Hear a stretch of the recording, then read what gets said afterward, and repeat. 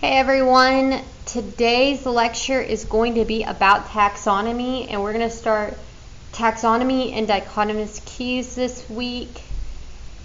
This is playing off of some of that Latin I've been using in class and answering some other questions I know that people have had, so let's jump into this. So taxonomy is the branch of biology that deals with identification, nomenclature, and classification of organisms. Identification is placing of new organisms in previously described groups. Nomenclature is the naming of the organism. Classification is ordering of organism into group. It can be phynetic or phylogenetic. Phonetic. That's what I meant. So, this is the tree of life. You have viruses, living or non-living. They're their own little group.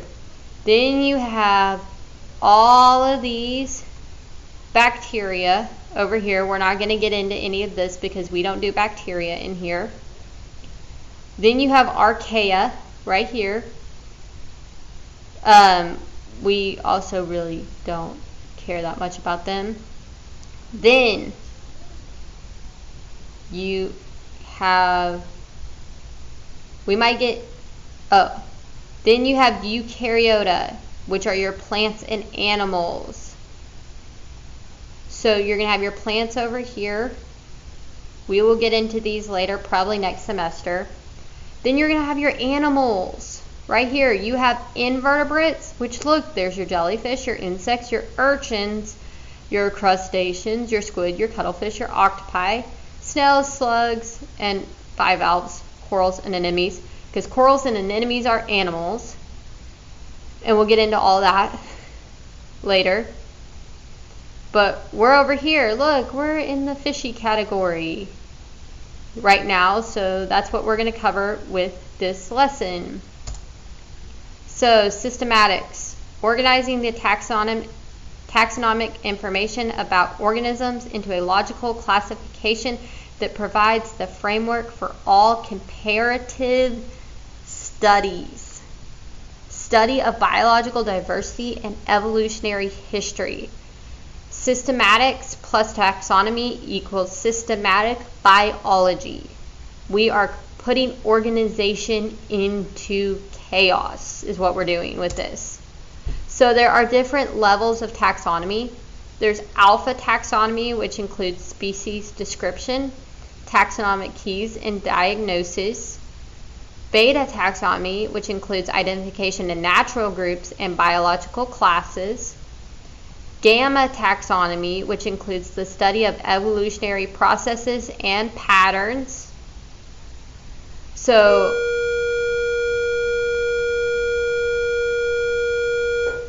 I more or less just care about alpha taxonomy. And that's what we're going to focus on more, I think. Organisms, they were first classified by Aristotle 2,000 years ago as plants and animals. Modern biological classification is by Linnaeus, and he developed a hierarchy or a ranking system and is the basis of modern taxonomy. It's a hierarchical system, and it's used for classifying organisms to the species level, which we're going to get into later in the PowerPoint. So, here, we're getting it into it in this slide.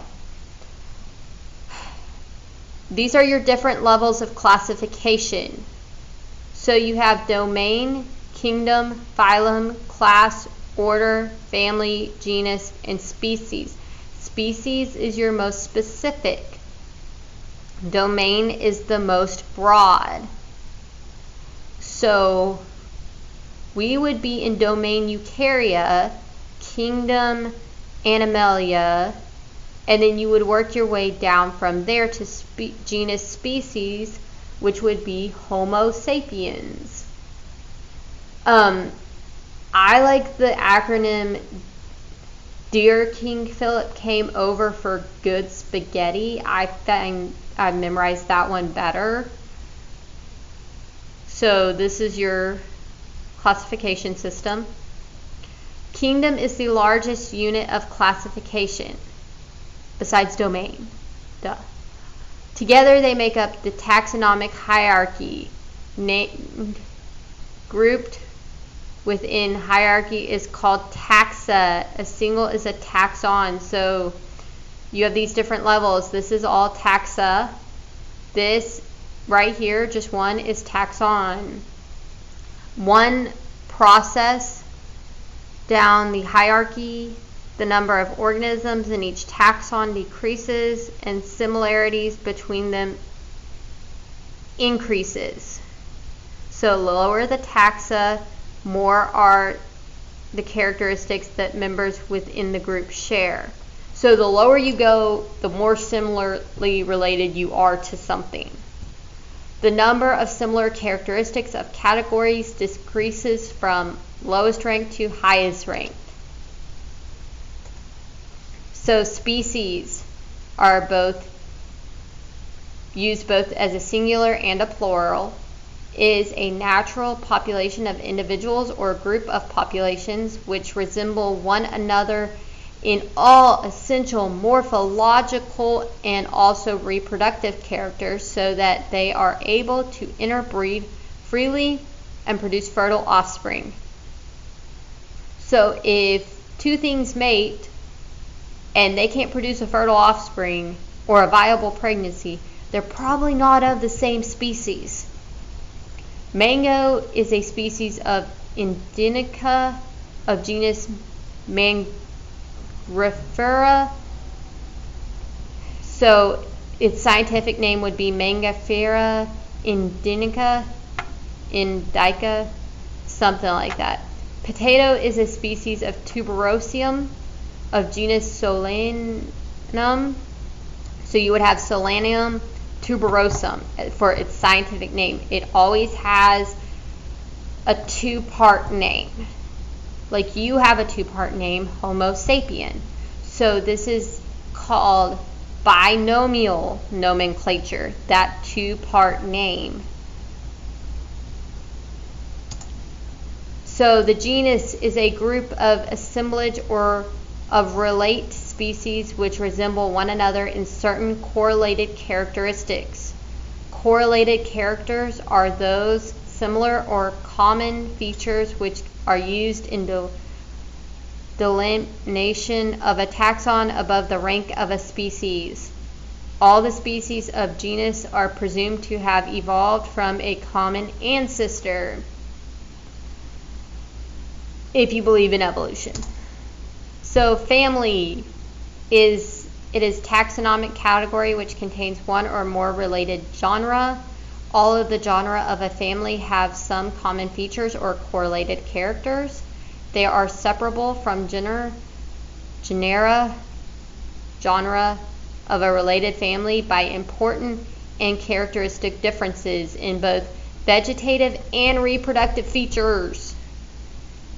Thus, the genre of cats, Felis, and the leopard, Panther, are included in the family Felidae. Families will always end in IDAE. So if you're ever looking at like Latin taxonomy and you see IDAE, that's the family. Order. The category includes one or more related families. Thus, the family Solanaceae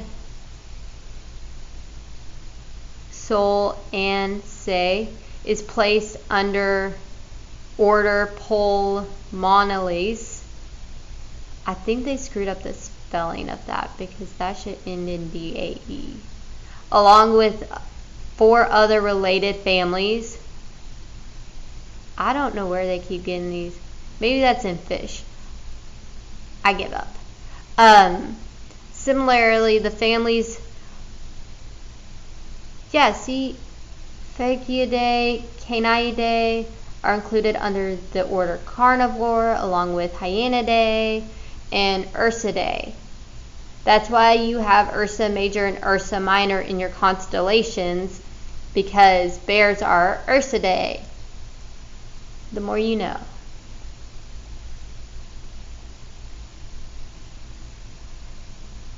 Maybe that's plants that they use the CAE. I'm not sure. Class. A class is made of one or more relates order. For example, class Dicotyledonidae, or your dicotyledons of flowering plants, contains all dicots which are grouped into several orders. So there you have your orders. Likewise, class Mammalian of mammals includes all mammals, which range from bats to kangaroos. And they're in different orders. Rodents, order Rodentia. Whales, order Cetacean. Carnivores, order Carnivoria. To great apes and man, order Primate. So division or phylum. So it is a category higher than class. The term phylum is used for animals, while division is commonly employed for plants. A division or phylum is formed of one or more classes. The phylum chordate of animals contains not class Mammalian, but also aves, reptilian, amphibian, and cyclostomata, chondrichthyes. Osteichthyes, which are fishes. Chondrichthyes are your shark, skates, rays. And I don't remember what cyclostomata was off the top of my head. So kingdom is the highest taxonomic category besides domain. I don't know why you would put a picture of domain above kingdom and then not reference domain. Yeah, domain. All plants are included in the kingdom Plantae, while all animals belong to kingdom Animalia. So, this is what I was talking about earlier with binomial nomenclature. Linnaeus came up with this. You have your genus right here and your species right here. This is that mango plant. The binomial scientific name in which the name of genus and then that of species is similar. And I don't know what they're trying to get at with that last red word. Ignore that. So, biological species concept. Ernest Mayr said species are groups of interbreeding natural population that are reproductively isolated from other such groups. Two organisms breed within the species. Genes are passed off to offspring. Process is repeated. Genes are constantly shuffled around the species gene pool. This shared gene pool gives species its identity.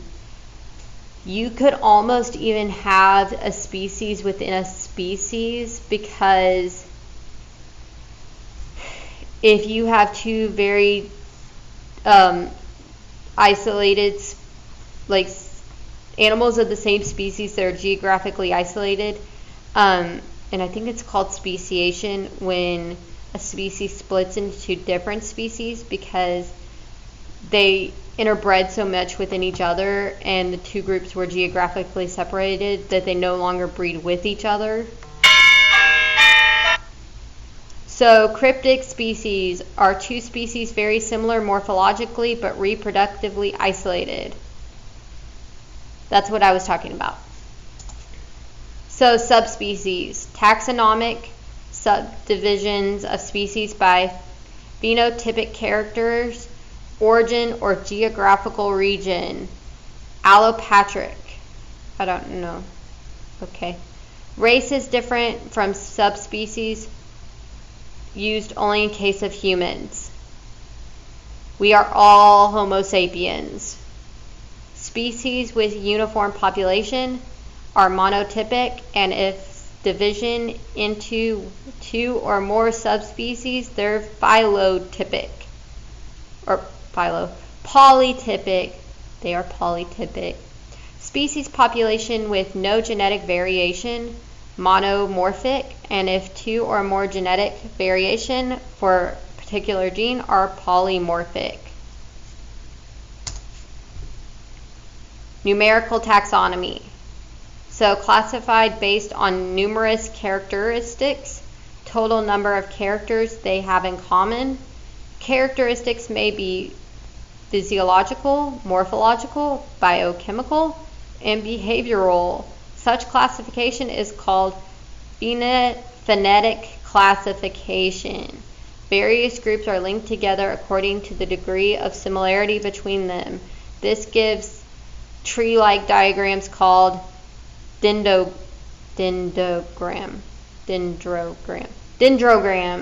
That's this thing. We've seen this before. Every time it branches off, it shows a split in the evolution of that according to people who come up with these things and get paid way more than I do. So, phylogenetic systematics. Classification is based on ancestry, known as cladistics or phylogenetic analysis. Most widely used method, clades, defined by possession of unique features groups with the shared features. A cladogram is used by scientists studying phylogenetic systematics to visualize the groups of organisms by being compared how they are related and their most common ancestors. Thank you for joining my lecture today, and follow the instructions in wisdom. It's probably similar to other things I've had you do, and have a great day.